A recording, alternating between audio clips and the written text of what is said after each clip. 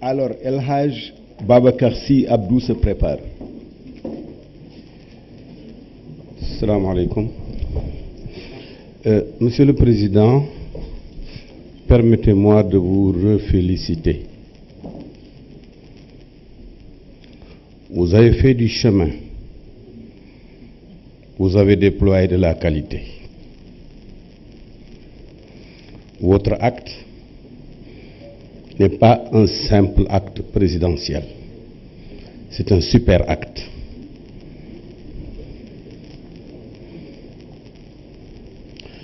Vous savez que je ne suis pas surpris. Car il y a de cela plus de 12 ans, dans ma chambre, vous avez su, par des voies mystiques, que vous serez un jour Premier ministre et Président de la République. Et je crois que vous confirmez, Monsieur le Président. Je ne suis pas surpris, d'autant plus que cela ferme la bouche à certains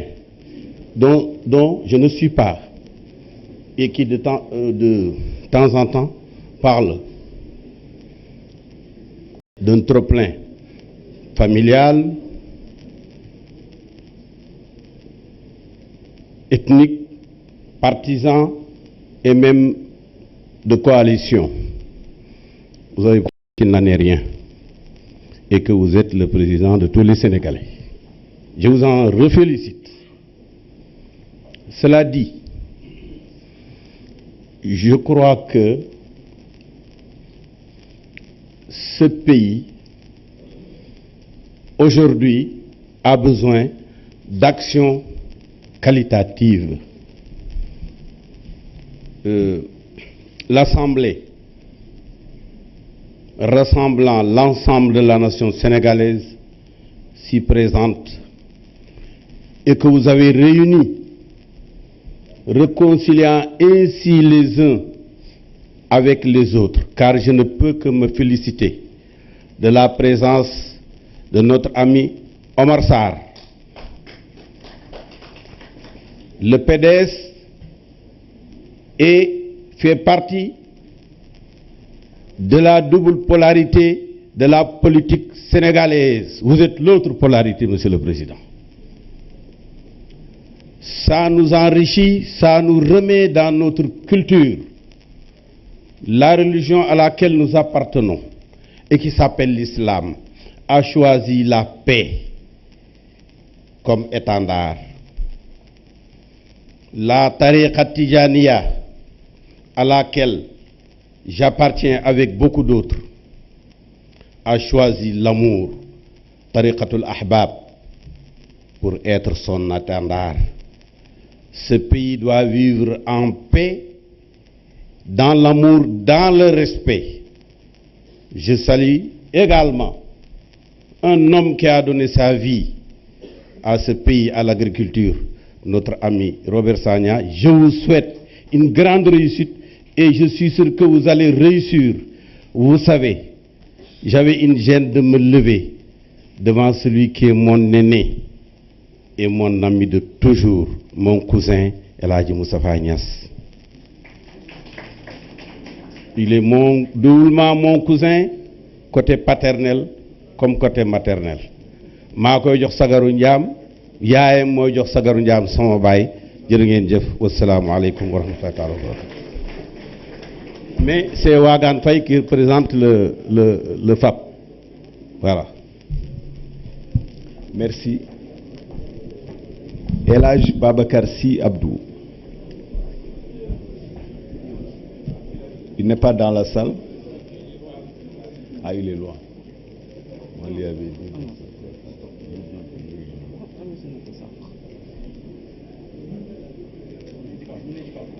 El Hadj Cheikh Bara Mati Lay, représentant du Khalife général des Mourides, se prépare.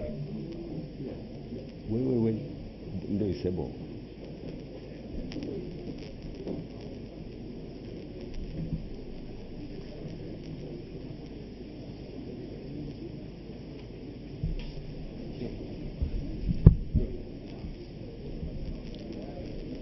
Assalamu alaikum wa rahmatullah. président ñi ngi lay nuyu di la jottali suñu nuyu ak suñu ziyaaru wayjur Seyd Abdoul Aziz Sy mu yebal ma ànd ak Abdou Aziz Kébé pour ñëw représenter ko ci bés bi mu nekk bés bu màgg di nekk bés boo xam ni ñëpp rafetlu nañ ko sénégalais yëpp rafetlu nañ ko ndax réew dialogue moo ko yor réew waxtaan moo ko yor diisoo moo ko yor ndax dafa am ay consensus yoo xam ni bu ñu ko réaliser nit dina mën a liggéey ci wàllu politique bâtir dara loolu moo tax mu nekk lu am solo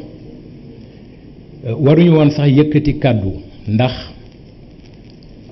dañu am tradition mu nekk une tradition familiale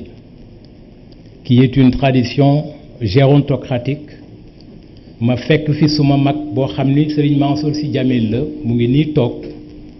muy koo xam ni waruma yëkkati sax kàddu ci kanamam bu fekkente ni dañu doxal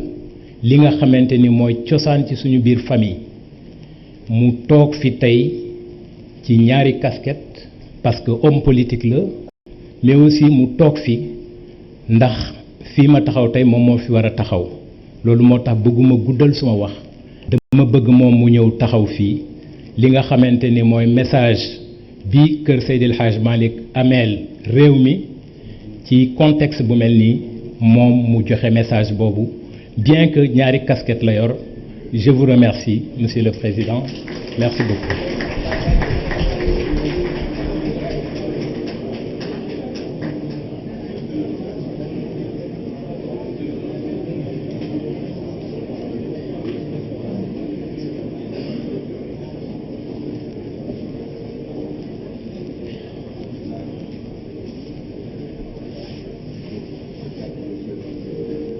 asalaamaaleykum mbooloo mi fi teew yëpp monsieur le président mes chers compatriotes démb ma sëñ Abdou ñoo def xadara ñoo defandoo wasifa ñoo juleendoo gee ñoo reerandoo 1h du matin laa fa jóge mu yobal sëñ Babacar mu ñëw fii man mu yabal ma tey si guddi ma dem taxawal ka gàmmu bu nga xam ne bii moom la waroon def Pikine te sëñ Mansour dénkoon ko mu ni yaramam dafa xaw sutante kon nag naa dem wuutu ko fa waaye dama xaw jaaxle ci cër bi nga xam ne bii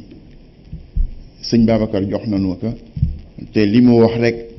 mooy sunu culture mooy sunu yar. léegi nag ban message laay def message yu président Béziack ou bien message yu kër El Hadj Malick Sy naa wax message yu kër El Hadj Malick Sy mu ëmbaale message yu Béziack parce que wax ji rek benn la monsieur le président dafa am lu ma sama baay dénkoon dafa ni ma mode d'emploi du rek ci garab aspirine ñaar ci suba ñaar à midi ñaar ci ngoon ne loo gis ci àdduna rek am na mode d'emploi diggante un gouvernant et un gouverné diggante baay ak doom diggante sëriñ ak taalibeem diggante jëkkër ak jabar dafa am yoon wu nga xam ne bii doo ko fa jaarale rek mu antu soo ko fa jaaralewul nag du antu dafa mel ne ci yoon woowu nga tënku lu tax yokk ni si ne ma looy def lu nekk ci àdduna na nga fexe ba xam ñi nga ko seqal ñan la soo xamee ñi nga ko seqal ñan la na nga fexe ba nu gis seen bopp ci li ngay def mu ni ma soo ko deful rek dana feeñ ci seen pas-pas dafa mel ne ñaar yooyu nga xam ne dénkaane waajur la yëpp jotaayu tey bi daf ko jëmmal ma ñëw fi nag pour wecceek xalaat dama dem bu yàggu Banque mondiale le président de la Banque mondiale est devant moi dans le cadre du réseau des parlementaires de la Banque et du Fonds monétaire international la directrice générale du fonds est devant moi question bi mu ko laaj mooy question bu nga xam ne bi ñëpp ko war a laajte ma ne ko yàlla defaloon nañu sutura nous avons découvert du pétrole et du gaz mais cette découverte là peut être une malédiction ça peut être également une bénédiction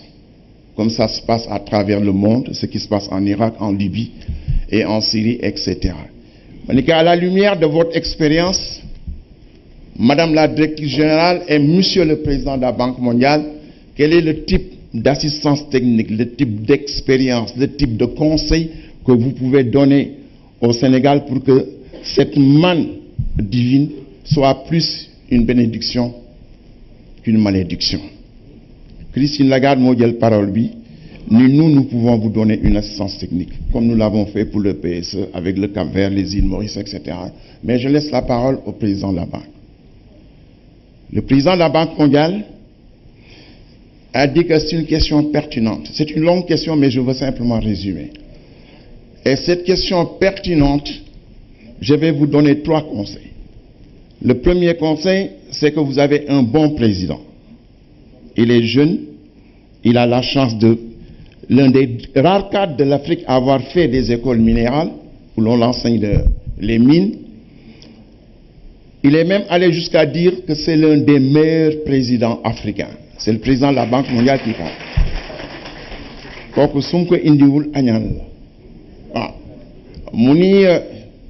Il commence à faire ce qu'il doit faire. C'est-à-dire que négocier avec les sociétés d'exploitation pétrolière et gazifère. Et c'est là où il faut commencer, avant la signature des contrats. Parce qu'une fois que les contrats sont signés, c'est 25 ans, 35 ans, etc. Donc il a commencé là où il doit commencer, en commençant maintenant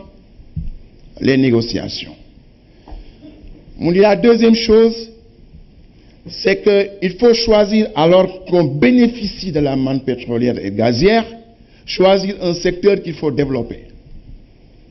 Et moi, je vous conseille de développer le secteur d'agriculture pour que demain, s'il n'y a plus le pétrole, le secteur est déjà développé et peut nourrir toute la population.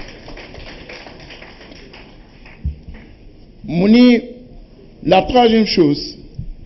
il faut que le prix du pétrole peut chuter. Ce qui fait que vous n'avez pas pris une anticipation ou une réserve, vous allez vous empêtrer dans les difficultés que la plupart des producteurs du pétrole rencontrent actuellement. Ce sont les 3 conseils que je vous donne, mais je connais votre président, il est intelligent, il est jeune, il est compétent. Monsieur le Président, je voudrais, dans le cadre de cette négociation, de cette discussion, le processus électoral, le fichier électoral. Ça doit être l'objet d'une consultation et d'un consensus. Je suis content de la réunion d'aujourd'hui parce que je me rends compte que tous les pays qui ont réussi, c'est qu'il y a eu un consensus sur l'essentiel. Et c'est ce que nous sommes en train de faire. Mais il faut qu'il y ait un consensus sur le processus électoral et tout ce qui concerne les élections. Et la dernière chose, enfin, Monsieur le Président, c'est le financement des partis politiques. Quand on parle de 267 partis politiques et financement, on dit mais c'est incroyable, on ne peut pas financer tout le monde. Effectivement, on ne peut pas financer tout le monde. Et nous avons la France, qui est très proche de nous, qui dépense 84 millions d'euros par an pour financer les partis politiques. Mais il y a une clé de répartition, il y a un paradigme. Quel est ce paradigme-là? Ça dépend de la représentativité à l'Assemblée nationale.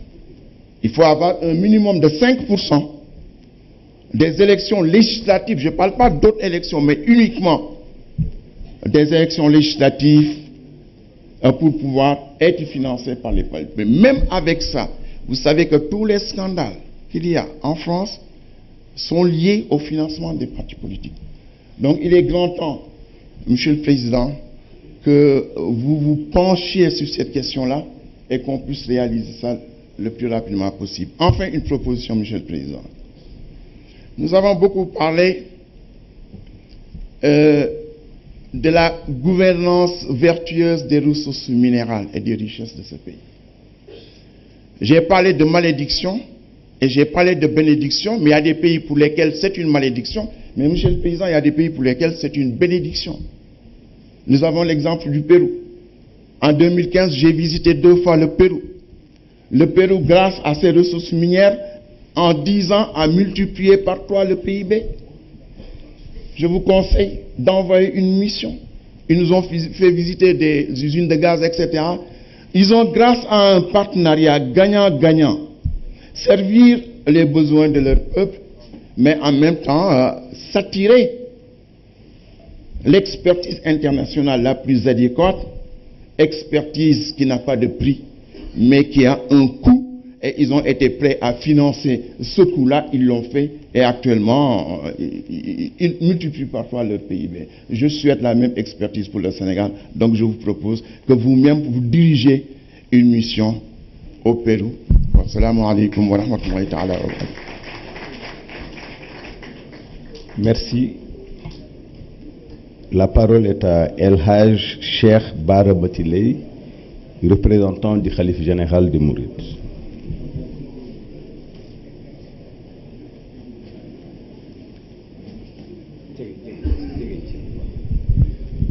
Bismillahi rahmani rahim.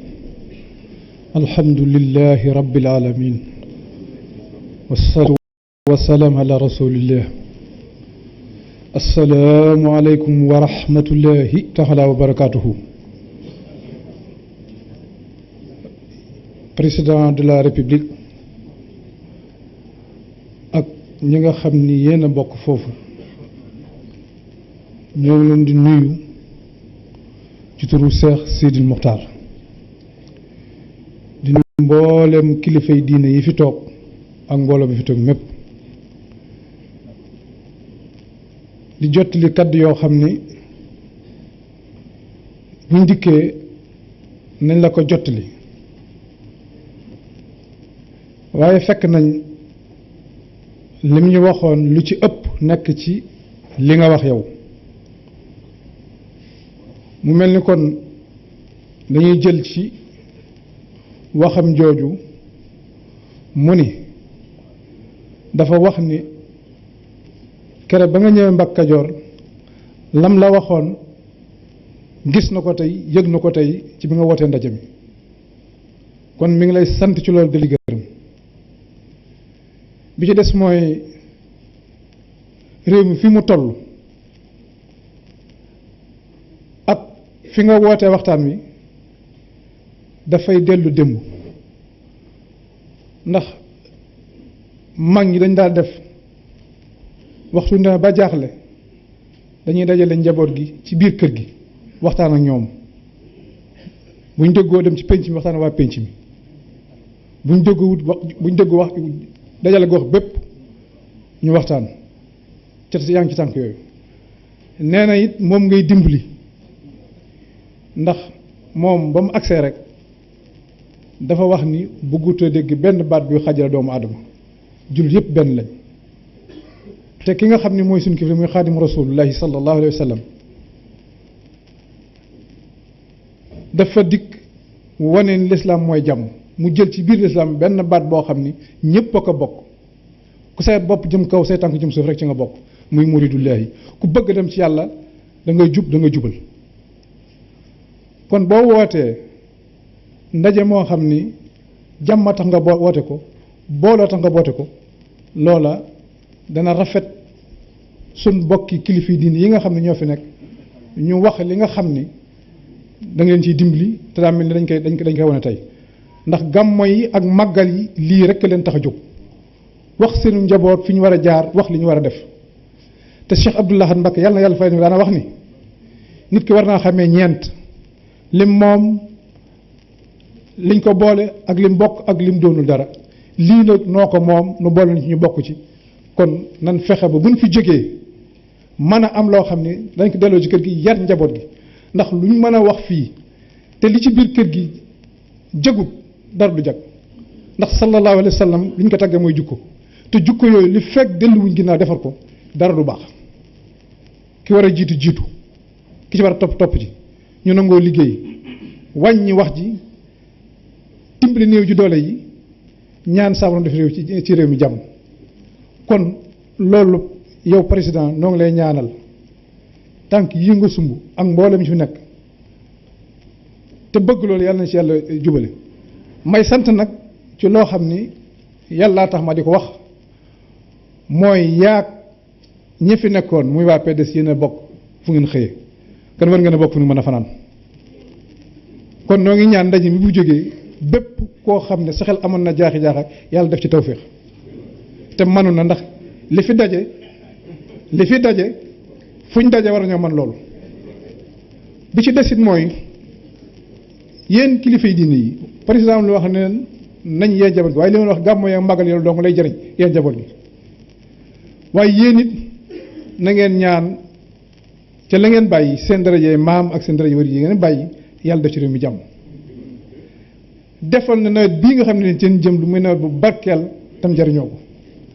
ndax Sénégal bu jàmm dee am dara du am te Sénégal nag am na jàmm dañuy defal ak rafetal rek ak defal xol yi te lii mënut a ñàkk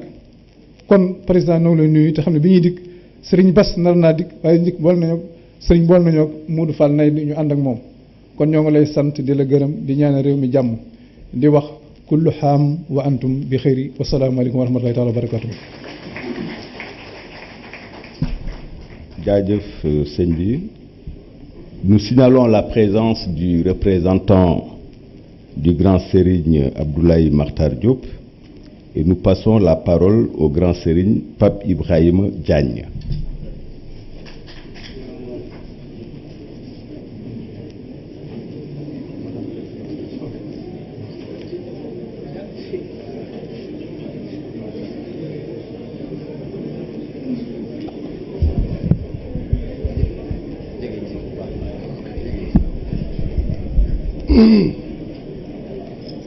أعوذ بالله من الشيطان الرجيم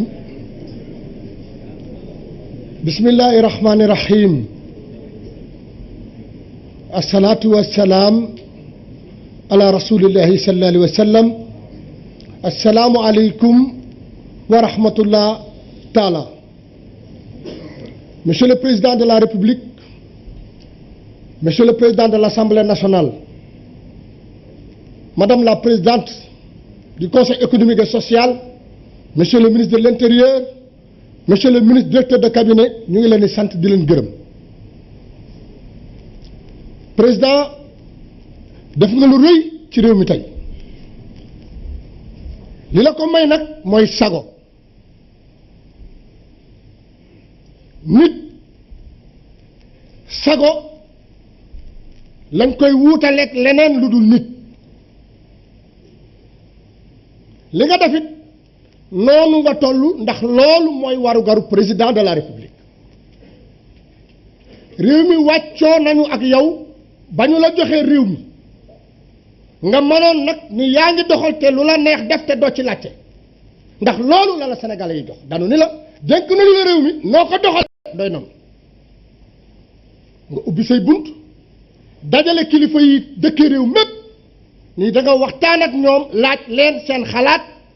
ci li nga xamante ne bii moo fi jotoon am ci fan yi ci ginnaaw man nag dama ci am ñeenti ponk yoo xamante ne bii dama ko dëxañ bëgg la ci wax sama xalaat ginnaaw bi ma la indilee nuyoo Lebu yëpp ci région de Cap-Vert ak seen ngërëm ak seen sant ak seeni tawatit bi ci jëkk mooy jàngalekat yii ak syndicat yi baax na tey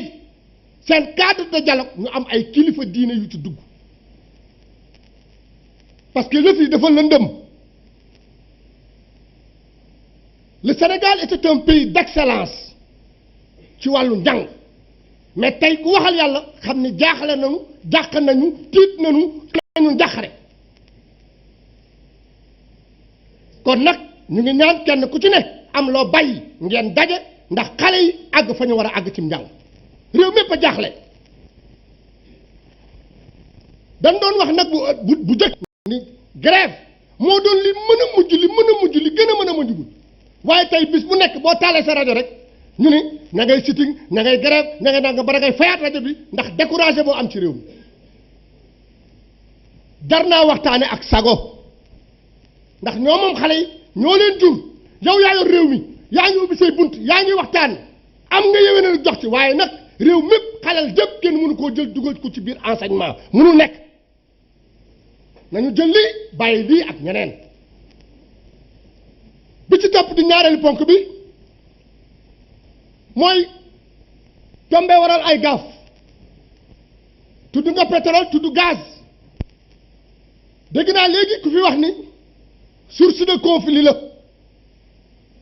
dëgg la moo taal Irak moo taal Libye moo taal Mali moo taal Nigéria waaye réew mi nag mën naa bañ a tàkk bu fekkee nii sax na boo diisoog ñun ci nii ni fii laa ko bëggee nii laa ko jëme nii laa koy doxale kon dinañ mucc ci loolu parti politique yi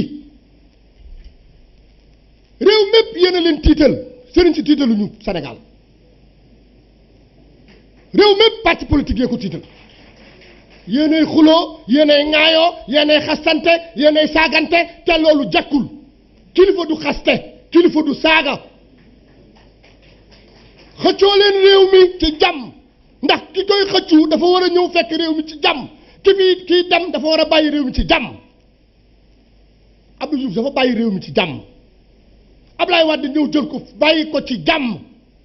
yéen ñii nga xam ne yéen a leen féete ndaw bu leen tas réew mi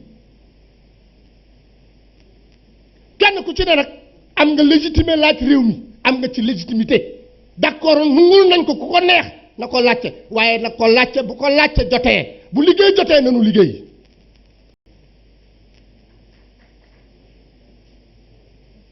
waaye bëgg a jàpp réew mi en otage di xuloo ka xaste ci télévision yu bari yi ana Babacar Touré gis naa ko fi léegi dimbali ñu saaga ci télévision saaga ci rajo mais loolu jekkul Sénégal nuruwul loolu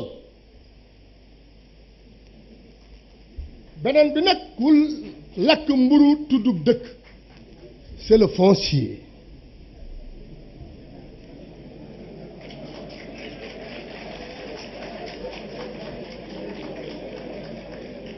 président ñu ngi lay gërëm ci commission de réforme bi nga créé nangu nañ ko naam d'accord nañ ko waaye nañu gën a yaatal waxtaan wi de bu ñu ko tëjugum de teel na bu ma waxee suuf nag dañuy jàpp ni lébu bay wax waaye tey boo demee Kajoor da ngay gis benn maire bu xëy rek lotissé fukki tooli jàmbur te jaay ko ba mat te lu dañ toog ñetti at lotissement yooyu kenn du ci dëkk ba ci ñetti at kenn du ci dëkk lu jara seetaat la monsieur le président maa ngi lay sant nag di sant parti politique yi ak syndicat yi ci wuy si bi ngeen wuy si as gor bu ñu la woowee ci teraangay réew da ngay wuy si dañ leen a woo tey ci kaa leen waxtaan réew mi ñu ñëwul it duñ leen mere da nga ni tey ngay def lancement dañuy continuer nañu ñëw wuy si lii ku ko wuute wuute nga réew mi boo ko wuteet boo ne bëgg nga réew mi duñu ko mën a gëm